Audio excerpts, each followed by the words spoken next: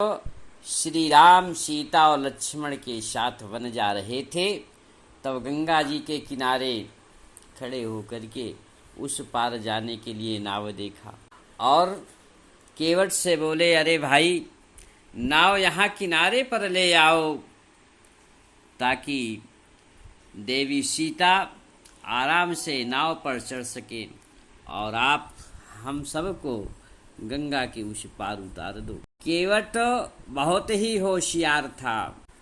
श्री राम के दर्शन पाकर के वह धन्य हो गया और प्रेम भक्ति में उसका मन गोते लगा।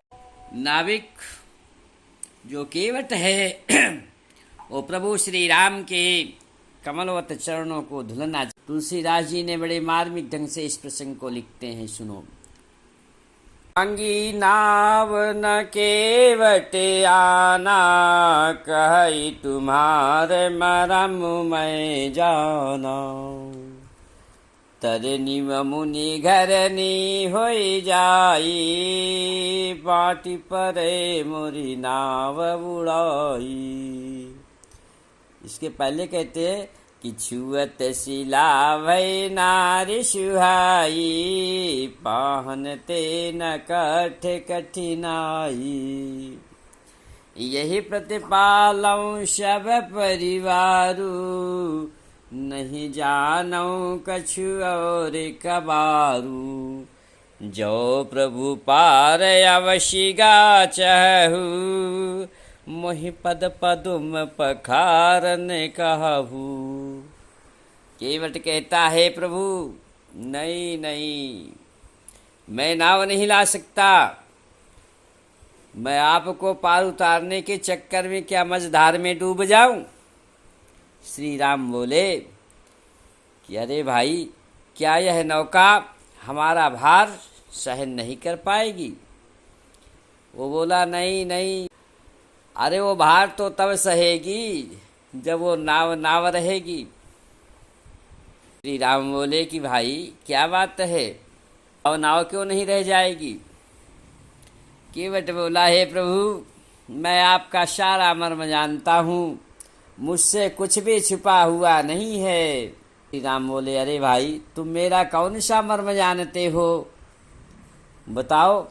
केवट कहता है कि हे प्रभु, आप अयोध्या के महाराज हैं। विश्वामित्र के साथ वन में जनकपुर की ओर जा रहे थे, तो गौतम पत्नी अहिल्या, जो श्राप से पत्थर की शिला बन गई थी, उस शिला पर आपने अपने चरण रज से उसे तार दिया, पवित्र कर दिया, और वह शिला स्त्री बन गई।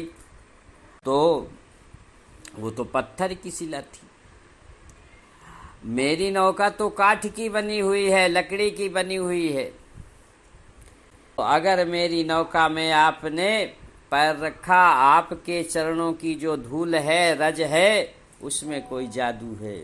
हे प्रभु, मैं इसी नाव के द्वारा तो अपने पूरे परिवार का पालन पोषण करता हूँ और कोई दूसरा रास्ता भी नहीं जानता, कोई दूसरा काम भी नहीं जानता।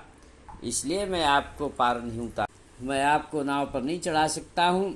प्रभु श्री राम बोले कि भाई, फिर कोई उपाय बताओ। केवट बोला कि हाँ, एक उपाय है, एक उपाय है, एक ही मार्ग है। प्रभु बोले, मित्र जल्दी बताओ और वही उपाय करो।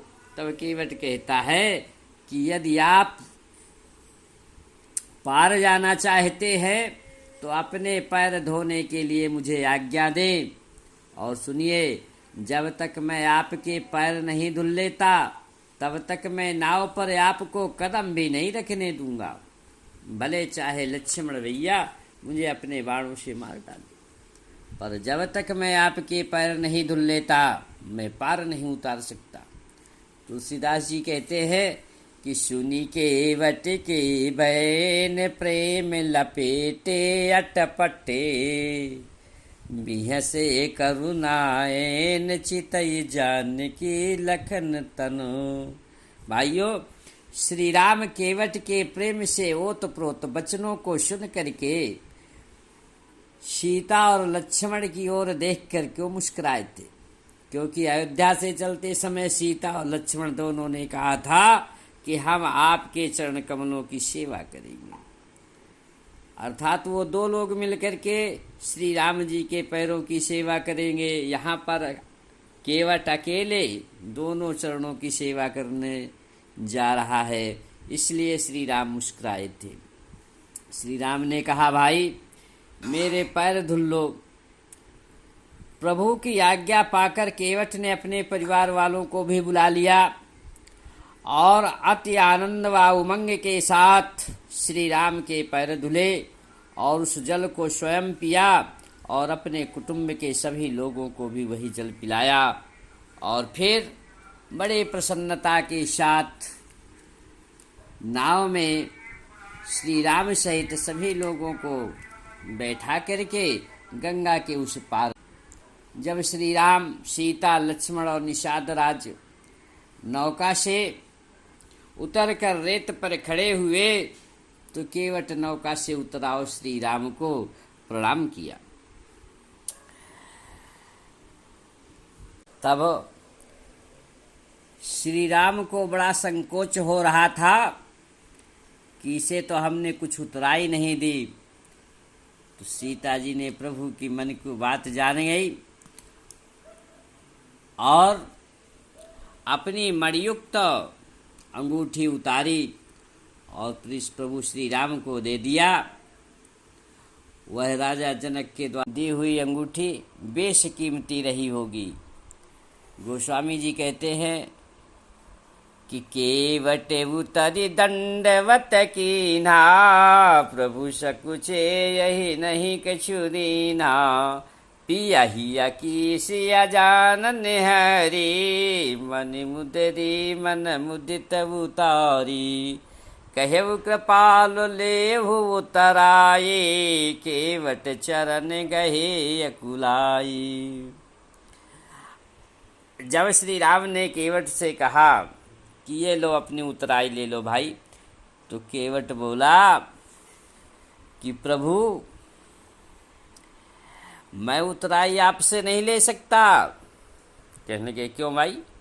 कहने लगे कि जो आपका काम है वही मेरा काम है। इस प्रकार से तो हम स्टाफ वाले हो गए ना, और स्टाफ से कुछ नहीं लेता है। तो श्री राम बोले कि हमारी और आप दोनों का कार्य एक जैसा कैसे है? तो केवट ने कहा, प्रभु आप भवसागर से लोगों को पार उतारते हैं और मैं तो एक छोटी सी नदी गंगा मैया के पार उतारता हूँ, तो हम दोनों का कार्य तो एक ही हुआ ना। तो आगे केवट कहता है कि बहुत कालमय कीन्ही मंजूरी, आजु दीन विधि बलि बनि पूरी, अब कछु नाथ न चाहिए मोरे, दीन दयाल अनुग्रह तोरे, फिरती बार मोहि जो देवा, सो प्रसाद मैं सिर धरि लेवा। केवट कहता है, प्रभु जीवन भर की मजदूरी विधाता ने आज मुझे दे दिया, क्योंकि जब आपके मैं पैर धुल रहा था तो आप कह रहे थे कि मैं इस कठौते में खड़े होकर के गिर ना जाऊं। तो केवट ने कहा कि प्रभु आप मेरे सर को पकड़ लीजिए, दोनों हाथ मेरे सर पे रख दीजिए, आप नहीं गिरेंगे। और केवट के सर पर श्री राम ने हाथ रख दिया। यही कारण है कि वो अपने आप को धन्य मानता है कि अब मैं अगर किसी को कोई दूसरा पकड़ लेता, मैं पकड़ लेता श्री राम को, तो हो सकता है कि अभिमान आदि के कारण 6 प्रकार के विकार है, उनके कारण कहीं वो हाथ छूट ना जाए। परंतु जब श्री राम ने ही मुझे पकड़ लिया है तो अब मेरा साथ कभी नहीं छूटेगा, इसीलिए मेरे पूरे जीवन की कमाई मिल गई है प्रभु। और वो दोबारा दर्शन करने का इच्छुक है, इसीलिए उसने कहा कि अगर दोबारा जब आप लौट करके आएंगे तो फिर जब मैं आपको इस पार उतारूंगा आकर के, तब जो आप देंगे उसको ले लूँगा। प्रभु श्री राम और लक्ष्मण आदि बड़े प्रयास किए, लेकिन केवट ने कोई उतराई नहीं ली। तब भगवान श्री राम ने केवट को अपनी भक्ति प्रदान करके